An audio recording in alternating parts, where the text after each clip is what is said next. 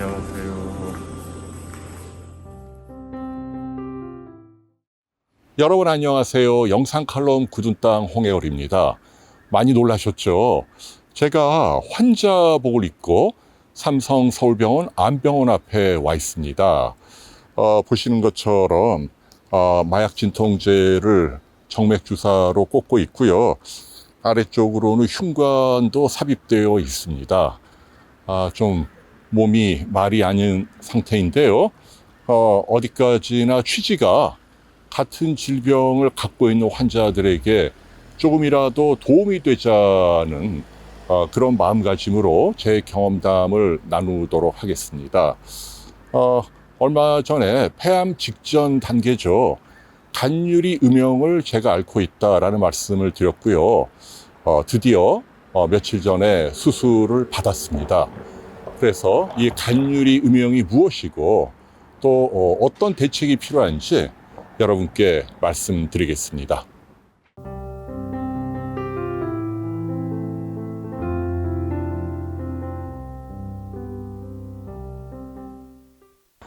저는 세그멘텍토미, 그러니까 구역 절제술이라는 수술을 받았습니다. 위치는 좌상엽이고요. 한 절반 정도 떼어냈습니다. 흉관경으로 잘 끝났습니다. 사실은 제가 걱정을 많이 했거든요. 결핵을 오래 앓아서 흉막에 유착이 있고 들러붙어 있으면 흉관경으로 안 되고 갈비뼈를 열고 오픈하는 큰 수술을 받아야 했는데요. 다행히도 집도하신 우리 심영목 교수님이 성공적으로 잘 해주셨습니다. 그래도 역시 아프긴 아프네요. 다리 쪽으로 식은땀이 흐르고 숨도 살짝 가쁩니다. 너무나 신기한 건 이 와중에도 이렇게 튤립이 아름다운 걸 보면 때가 되면 언제나 이렇게 만물이 아름답게 소생하는 법이 아닌가 생각을 합니다. 여러분, 간유리 음영이라는 질병은 드문 병이 아닙니다. 꽤 흔합니다. 중년 이후에 CT를 찍게 되면 많을 때는 100에 5명 정도가 양성 소견이 나오죠. 간유리 음영이라는 말 그대로 이렇게 불투명한 뿌연 막 유리를 말합니다. 회색빛을 띠고 있지요.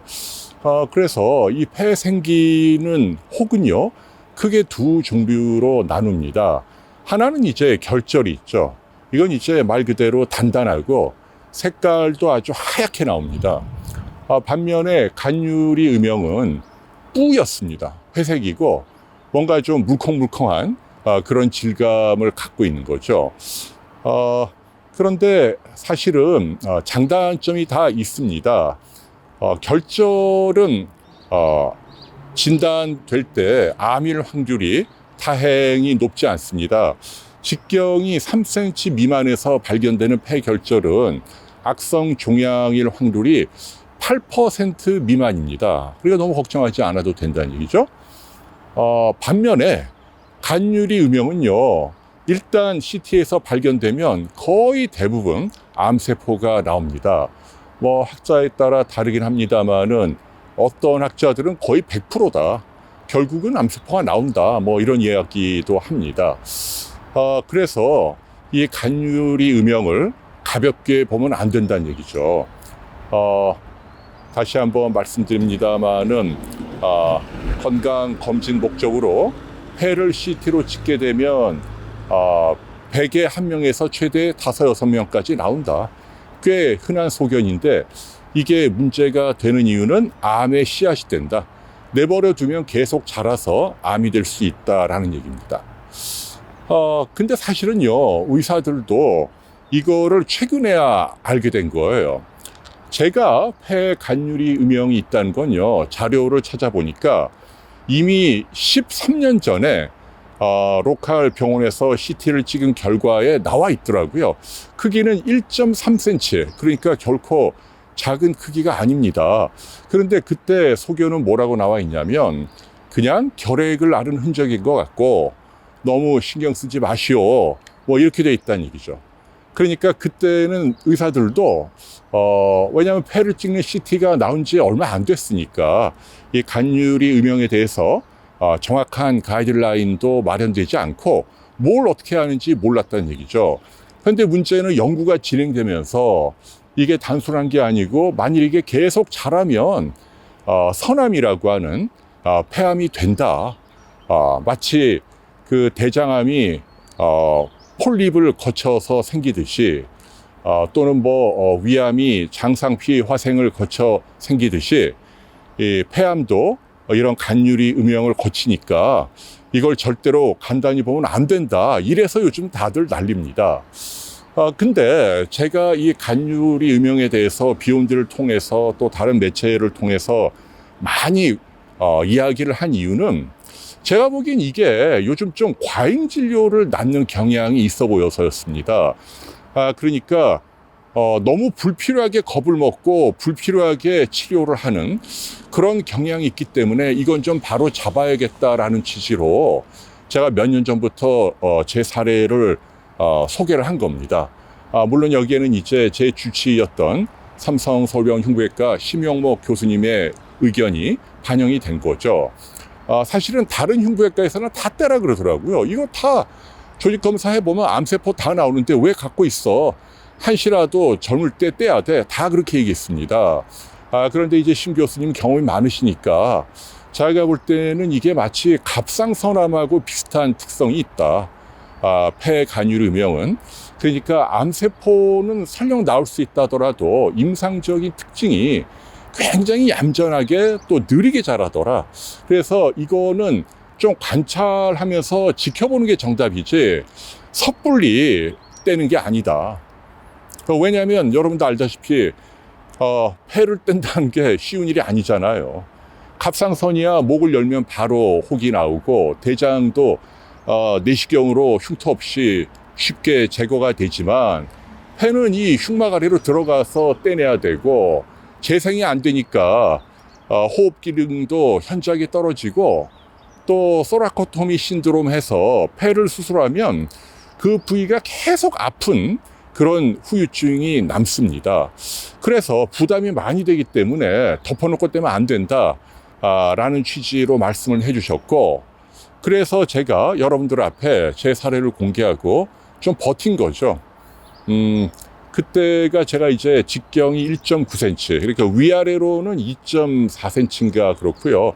옆으로는 1cm인가 좀 길다란 모양이고, 평균을 내면 1.9cm 직경이고, 사실은 이 정도 크기의 간유리 음영은 우리나라 병원에서는 대부분 뗍니다. 근데 저는 요건 좀 지켜보자라고 생각을 했던 거죠. 그 당시에 포탈을 통해서 홍해거리 폐암 걸렸다 소독난 거 기억나시죠? 그런 취지가 좀 있었던 겁니다. 그래서 저는 이제 제주에 내려가서 좀 쉬면서 스트레스를 좀 덜 받고 몸을 관리하면서 어떻게 되나 이제 지켜보고 있었고요. 그런데 한 2년 반 정도 있었는데 안타깝게도 조금씩 자라더라고요. 얼마 전에 영상의학과 소견은 slightly increase, 그러니까 굉장히 아주 작게 자랐다. 몇 밀리라고 말은 못하지만, 그리고 또 하나 중요한 건 하얗게 진한 음영, 우리가 그걸 이제 영어로 consolidation이라고 표현합니다. 경화가 됐다. 간유리 음영은 뿌연 건데 중간에 이렇게 하얀 부분이 나오면 그러면 그게 좋지 않은 겁니다. 간유리 음영의 크기 자체보다도 그 안에 하얀 성분, 고형화 성분이라고 하죠. 이건 뭘 의미하냐면 이제 암세포들이 폐포 안에서 돌돌 뭉치면서 림프라든지 혈관이나 다른 인근 조직으로 퍼져갈 준비를 하고 있다는 뜻입니다. 그래서 간유리 음영은 특히 하얀색의 음영을 관찰하는 게 중요한데 저는 불행하게도 그 부분이 살짝 증가하는 것 같다 라고 판정이 됐네요. 그래서 이제 더 기다리면 안 될 것 같다, 심영목 교수님이 그렇게 얘기하시더라고요. 그래도 또 2차 의견을 들어봐야 하잖아요. 이 분야의 대가로 알려진 분당 서울대병원 내과의 이춘택 교수님도 제가 직접 찾아뵙고 상의를 드렸습니다. 그랬더니 역시 최근에 자라는 소견이 보이고 하얗게 보이는 고형화 성분이 자라는 것 같다. 그래서 수술하는 게 옳겠다라고 조언을 해주셨습니다. 그분이 그때 뭐라고 얘기를 했냐면 이 폐암의 5년 생존율, 그러니까 완치율입니다. 이게 놀랍게도 폐암도 다른 암과 똑같이 1기, 2기, 3기, 4기가 있잖아요. 1기는 이제 림프로 전이가 안 되는 겁니다. 그리고 크기가 4cm 이내를 말하죠. 근데 그 1cm, 직경이 1cm는 1A1이라고 해서 가장 초기 단계의 폐암입니다. 가장 해피한 경우죠. 그러니까 직경이 1cm 미만이고 림프로 전이가 안 된 1A2는 직경이 2cm 미만이면서 림프 전이가 없는, 그 다음에 1A3는 직경이 3cm 미만이면서 림프 전이가 없는 경우입니다. 그러니까 1A도 다시 1, 2, 3로 나뉘는데 중요한 건 뭐냐면 이 극초기 단계에 해당하는 1A의 1A1, 1A2, 1A3도 생존율이 상당히 의미 있게 차이가 있다는 얘기입니다. 1A1은 92%입니다. 그러니까 상당히 완치율이 높죠. 근데 1A2만 돼도 83%로 10% 가까이 떨어집니다. 그럼 1A3가 되면 77%입니다. 20% 가까이 차이가 나잖아요. 그래서 이분 말씀은 이게 초기 단계는 맞지만 이렇게 작은 차이로도 생존율에 큰 결과가 나올 수 있으므로 이제는 받는 게 옳다라고 말씀을 하시게 됐고, 그래서 수술을 받게 된 겁니다. 그래서 저는 간유리 음영 판정을 받은 여러분께 말씀드립니다. 일단 너무 겁먹지 마시고요. 간유리 음영은 사실은 조직 검사하면 많은 경우 암세포가 나옵니다. 그런데 굉장히 느리게 자라는 갑상선암의 특징이 있다. 10년, 20년. 저 같은 경우도 말씀드렸죠. 12년 전부터 1.3cm였는데 1.9cm 정도까지 느리게 자랐다는 얘기입니다. 그러니까 0.6cm 자란 거죠. 근데 이게 0.6cm면 원래 1.3에 비하면 거의 50% 길이로 보면 자란 거잖아요. 12년 동안에. 근데 이 50%를 부피의 개념으로 환산을 해야 합니다. 아시죠? 종양의 부피라고 하는 거, 암세포의 숫자라고 하는 건 세제곱입니다. 직경, 그러니까 길이의 세제곱이니까 1.5 곱하기 1.5 곱하기 1.5 이렇게 계산을 해야 합니다. 그러니까 제가 12년 동안에 1.3cm에서 1.9cm가 된 건 길이로 보면 0.6, 한 50% 정도 늘어난 거지만 실제로 암세포의 숫자나 부피는 대략 3.4배 정도 늘어난 거다. 이해가 되시죠? 자, 이런 이론을 근거로 제가 수술을 하게 됐다는 걸 여러분에게 알려드립니다. 그러니까 겁먹지 말아야 하지만 자라는 소견이나 고형화 소견이 보이면 그때는 액션을 빨리 하는 게 좋다는 얘기죠. 그리고 저는 아무래도 이름 알려진 책임 있는 사람이라 제가 아무리 과잉진료를 경계하는 그런 교육 목적도 좋지만 자칫 시기를 놓쳐서 대중들에게 잘못된 사인을 주면 이것도 굉장히 나쁜 행동이다라는 생각이 들더라고요. 그래서 용기를 내서 수술했고요. 자, 결론적으로 말씀드리면 여러분, 수술 너무 겁먹지 마십시오. 제가 지금 이제 3일째인데 보십시오. 여러분 앞에 지금 방송도 하고 있잖아요. 통증도 충분히 참을 만합니다. 그리고 제 주변에도 보면 잘 견디는 분들이 많습니다. 저는 지금 2인실을 쓰고 있는데 선배죠. 폐암 환으로 보면 청주에서 택시 운전을 하시는 분인데 저한테 굉장히 좋은 조언을 많이 주십니다. 뭐 기침을 어떻게 해야 되고 호흡 훈련을 어떻게 해야 되고 그래서 굉장히 행복하게 잘 투병 생활을 하고 있다. 절대 겁먹지 말자. 함부로 수술할 건 아니지만 해야 한다고 판단이 되면 그때는 용기 있게 하셔야 합니다. 라는 말씀을 들려드립니다.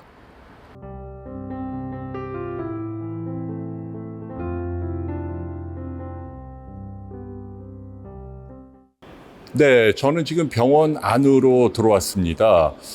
지금은요, 코로나 때문에 병실로는 코로나 PCR 음성 판정을 받은 간병인 한 분만 허용이 됩니다. 그래서 우리 PD가 들어오지 못하고 제 간병인 아주머니가 촬영을 도와주고 있다는 것 여러분 양해 부탁드립니다.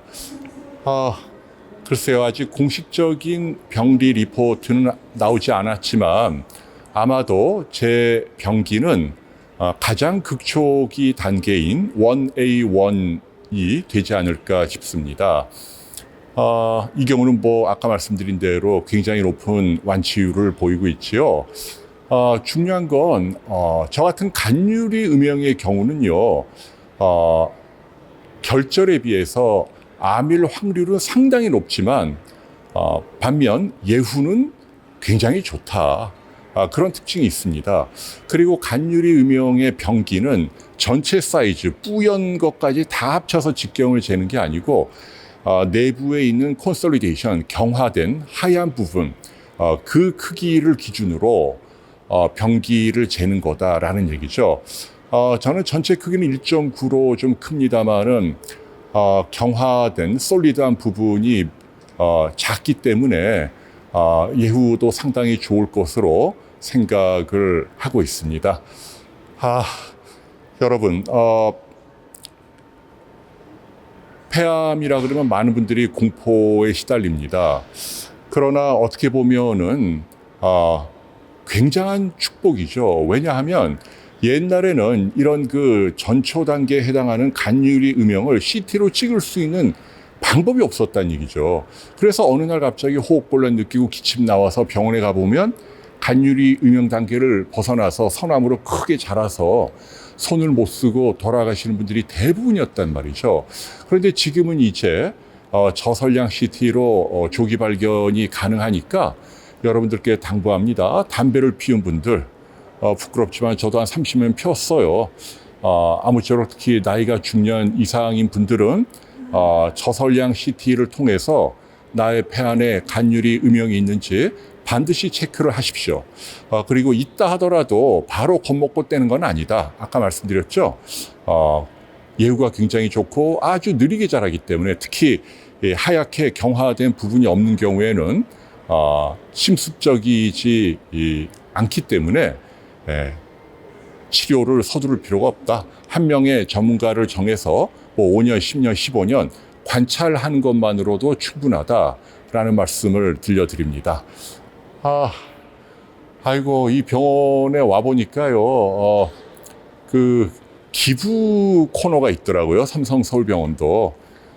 많은 유명인사들이 기부를 했는데 여기에 그 유재석 씨, 부인 나경은 씨와 함께 이름이 올라가 있어서 보기 좋았습니다. 아산병원 기부 명단에는 강호동 씨가 커다랗게 있습니다. 우리나라 개그계를 상징하는 두 거인이 병원에 기부를 했다는 점에서 국민의 한 사람으로 큰 박수를 보내고 싶네요. 병원에 기부하는 거 굉장히 보람 있는 일입니다. 그리고 저는 뭐 1인실이나 특실이 좋은 줄만 알았는데 막상 다인실을 이용해 보니까 장점도 굉장히 많더라고요.